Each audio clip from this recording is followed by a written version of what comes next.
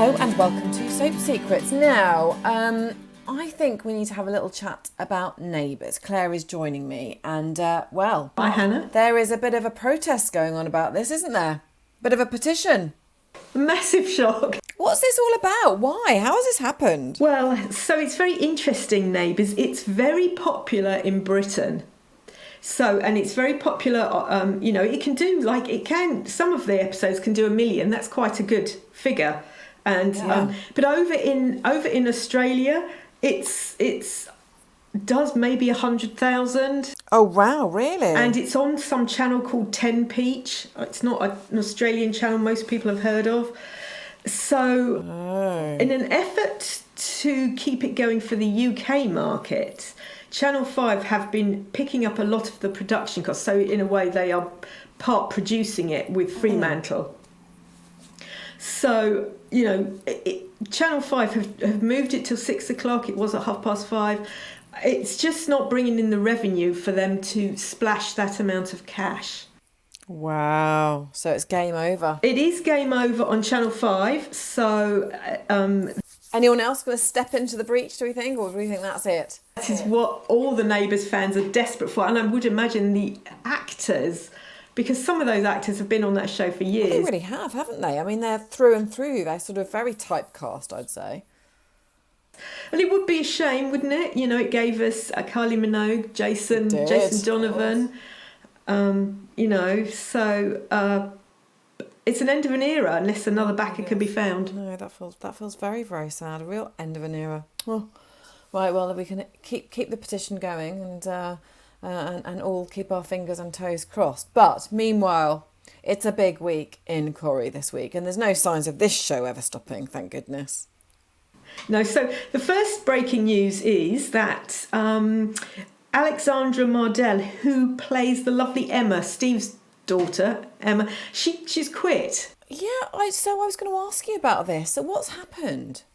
She's been on it for 4 years, and I think she probably wants to try a hand at something different. Yeah, I think a lot of people do, don't they, very quickly because they don't want to get, typecast. Yeah. Oh, wow. Okay, so that's the big news, which lots of fans won't be pleased about. But also, we've got the, you'll remember the trial for Seb's murder when Kelly and Corrie both stood trial and Kelly was found guilty. That was crikey, that was back in autumn, wasn't it? But that comes back this week. It does. It comes back to haunt us. So I'm sure the Corrie fans haven't forgot. I just forgotten about this, but I just wanted to remind people. Yeah, when Kelly was found guilty and Corrie was found innocent, we saw an upset Abby have a one-night stand with Imran, didn't we? We did, yeah. And then at Christmas, she had a pregnancy scare, didn't she? She did. So we've got all of that. So this is all bubbling on. So last week, Imran's partner Toya confided in Abby that Imran had a one-night stand. It's a bit awkward, isn't it? Given it's the person, yep, uncomfortable. That must have been just awful for her. No one knows that the pair have slept together. So, Toya doesn't know that it was Abby, but she knows that Imran was unfaithful. So this week, Abby is set to officially adopt Kev's son, Jack. Yes. Now that's lovely, isn't it? That's really nice. Yeah.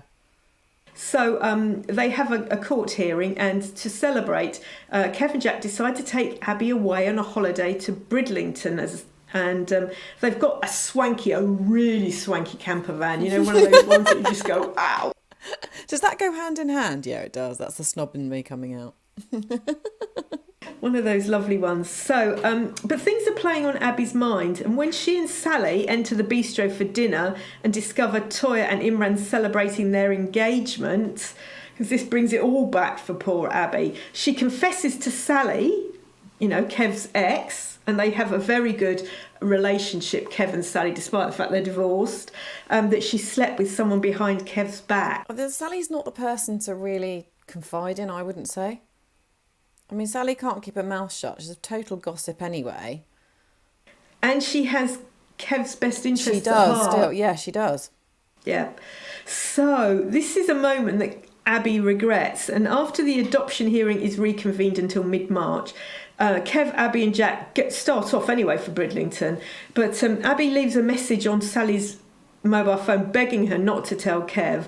And as Sally returns her call, and Abby accepts the call, she's unaware that her phone has connected to the camper van's Bluetooth. Oh my goodness. Has Kevin discovered the shocking truth? That is such a good storyline, because that can. Although having said that, I don't know if you've ever done that. If it does connect, you can tell. I have mine turned off. I don't have Bluetooth active, so I always have mine off. So you can't. So this does happen sometimes. If I'm walking out the station, I'm being picked up, my Bluetooth will kick into the car that's waiting down the road. My call transfer to the car. Well, funnily, I don't have any secrets, so it's absolutely fine. But you do notice. I'm surprised she doesn't notice, because it goes quiet in your ear. But anyway, I'm looking. This is a soap panel. I'm getting far too caught up in the detail here. Let's go back to the fact. You're not going to tell me, are you? No. Has Kevin discovered the shocking truth? Yeah, and there's another shock for fans this week, because Lydia finally comes between Sarah and Adam, and we know that it was Lydia that was trolling Adam, and she's been feeding Sarah the story about her married lover. So this all comes to a bit of a head. It does. So Lydia took umbrage about something that Adam said. So Adam and Lydia had a romance at university. Ah. He just dismissed her as a minor romance.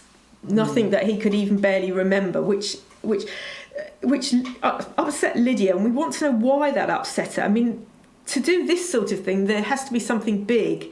And so she's been trolling Adam, and she's been telling Sarah all about her married lover, and she's getting all this lingerie out and everything and showing it.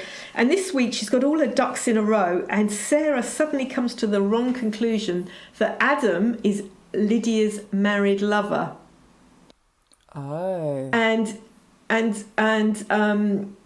when Lydia shows Sarah Adam's the hotel and lingerie receipts, which she's managed to fake, Adam insists that Lydia is lying, but will Sarah believe him? Because he has already cheated on her with Carla. Yeah, that's the trouble. So it's already a bit dodge anyway. It's massively dodge.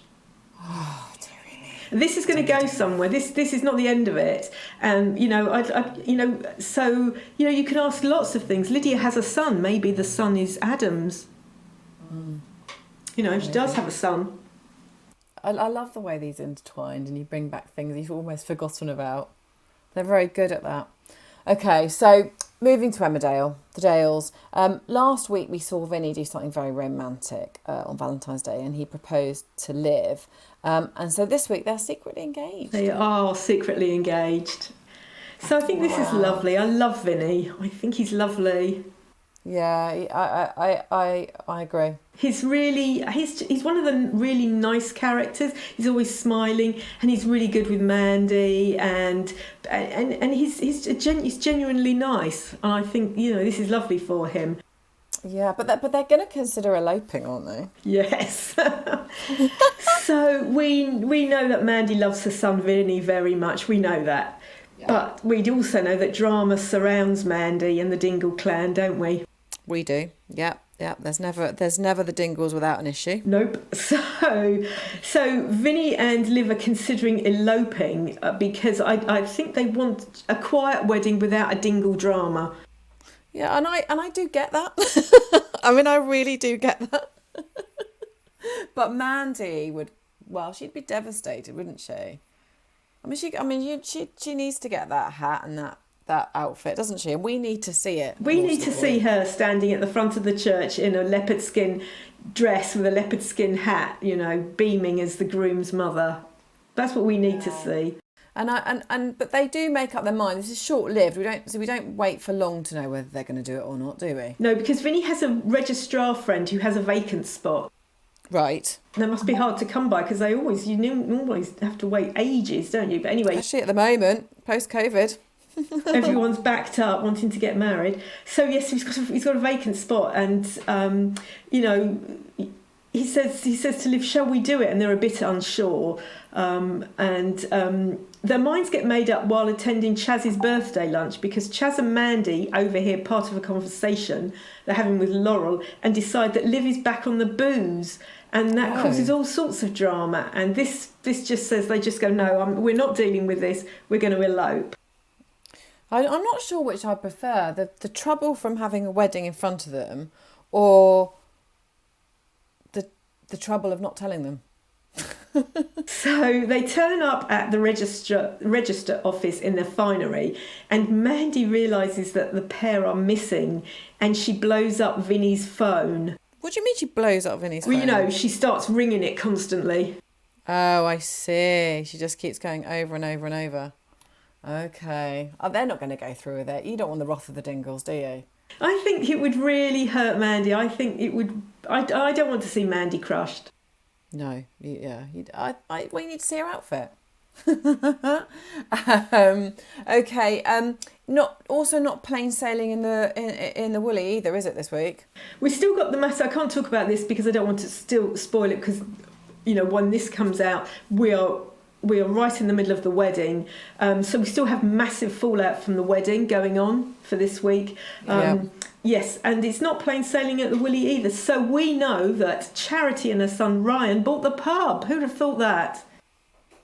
Well, yeah, I can't believe it either. Yeah, I was thinking Kim maybe was going to buy it, but she bought into Tate Hallage, or into what used to be Tate Hallage. It's quite nice though. It's sort of kept it still villagey, hasn't it? It's the best of, you know, the scenarios. So Marlon's got his job back as a chef. But Charity and Mac aren't sold on his new menu. So this must be a real slap in his face, because as co-owner, he ran the kitchen. Yeah, exactly. So it's a massive slap in the face. And Chaz, who didn't get her job back, is making waves as she ridicules Charity's plans for the pub. So there's kind of war in the Dingles between the two cousins. More trouble in the Dingle clan, shall we say. Okay, so over to Hollyoaks. Grace holds a traffic light party at the Loft. So, Hannah, can I ask you, do you know what a traffic light party is? No, I feel like I should know, though. I feel like I'm very old. Because I had to look it up. Yeah, what is it? So you go in, a traffic light party is where you go in either green, yellow or red. So red means as an outfit. Yes, as an outfit. Yeah. So red means you're off limits. Yellow means you're not sure, and green means you're available. Oh my goodness me, that is absolutely genius. I love it. That is so funny. I reckon the ambers, they're the ones that everyone wants to kind of, you know, turn, aren't they? Okay, but we know that parties don't really go that well in Hollyoaks. No, they don't, do they? There's always drama at a party, especially a traffic light party, when someone's turning up amber when they should be turning up red.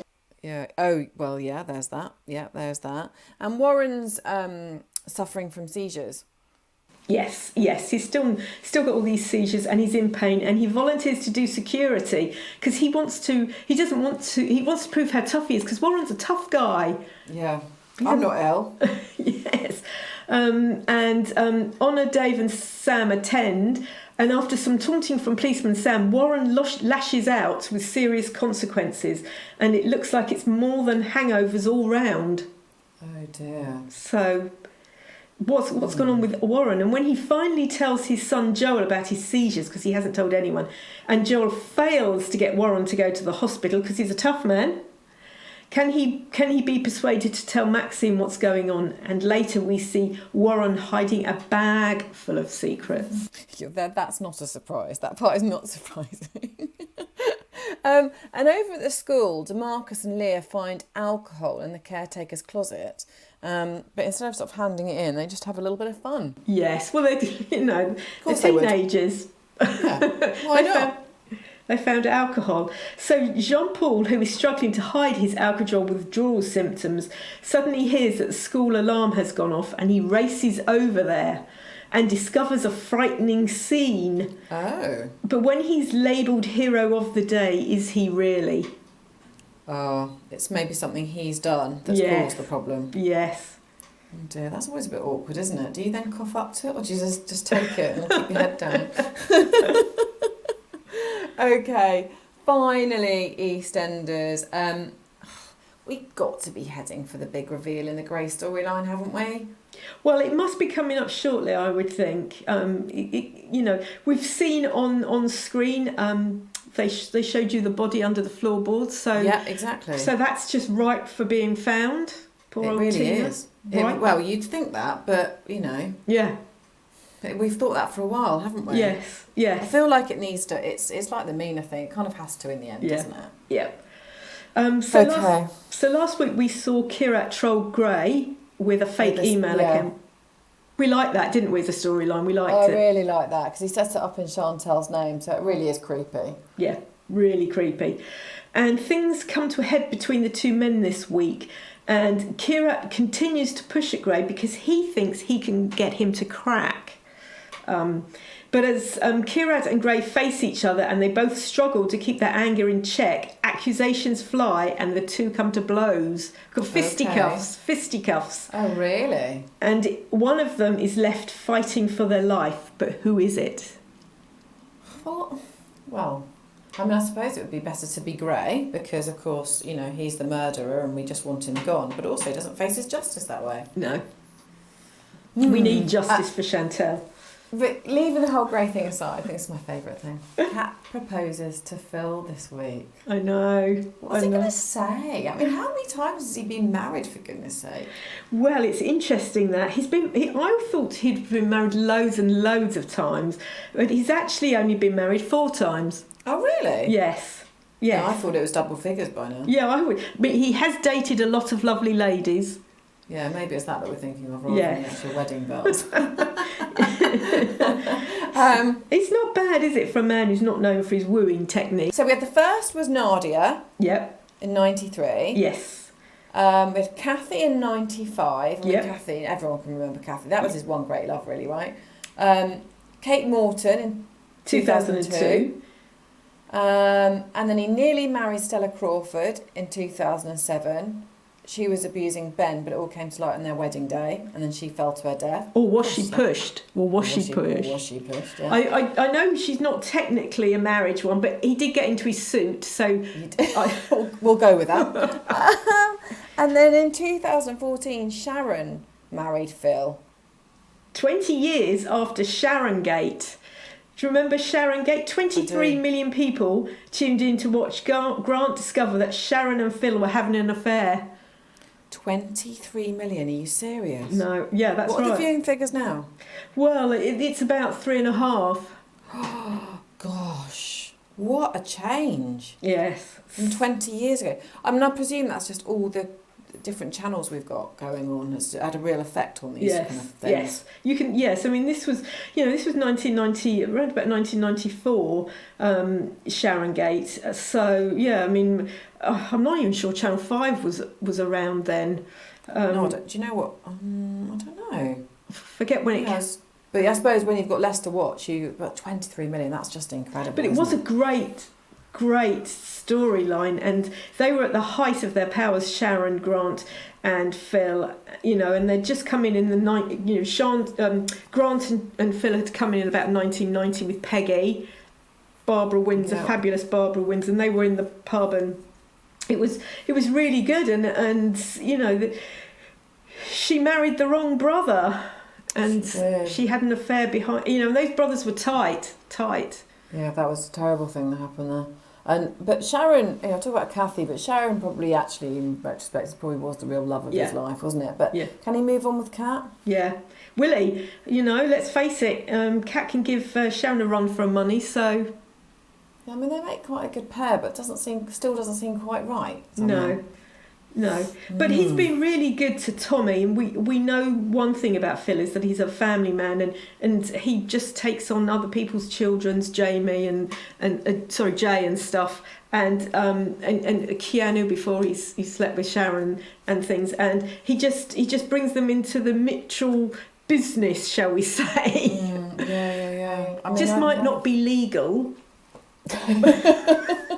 Well, what's new? But he does.